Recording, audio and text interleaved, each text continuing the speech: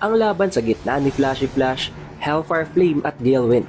Ang napakatinding tagisan nila ng kanilang mga ninjutsu at ng kanilang mga in-improve pang mga techniques. Dito din natin makita kung gaano kataas ang battle IQ ni Flashy Flash to the point na hindi lang basta-basta ang pagpatay sa dalawang ito ang kanyang target.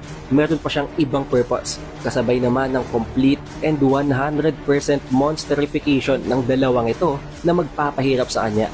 Ang lahat ng yan at marami pang iba itatalakay natin sa video na ito. Kaya siguraduhin nyo nang nakalike, nakasubscribe at na-ring nyo na ang bell button para automatic ma-notify kayo pag release natin ang susunod na video. Pero wag na nating patagalin pa. Let's go! Konting recap mula sa previous chapter ay nakita nga natin na inatake na ni Flashy Flash itong si Galewind. However, nagawa niya yung maiwasan ng napakadali habang tinatawanan pa itong si Flashy Flash. Dito pala'y kilala nitong si Hellfire Flame at nitong si Galewind kung anong tunay na identity ni Flashy Flash.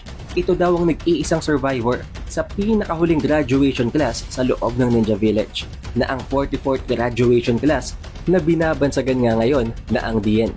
Dahil yun ang pinakahuli na batch ng ninja production na nakreate mula sa village nila. Na alam ko naman guys na kung nanonood kayo lagi sa ating channel at sa ating One Punch Man chapter reviews, dapat alam nyo na yun dahil natalakay na natin yun sa isa sa mga advanced chapters na na-review natin. Nang ma-realize nitong si Flash na nanggaling din sa Ninja Village ang dalawang ito, ay hindi na siya nag-aksaya ng panahon. Agad siyang umatake dito kay Hellfire Flame na nagawa naman itong si Hellfire na i-block gamit ang kanyang sandata. Dahil dito nagkaroon ng napakatinding exchange of blows sa gitna ng dalawang to. Hindi sila tumigil hanggang sa dumating ang punto na nakakreate na sila ng parabang isang barrier ng mga atake, ng isang literal na shockwave mula sa impact ng kanilang mga atake.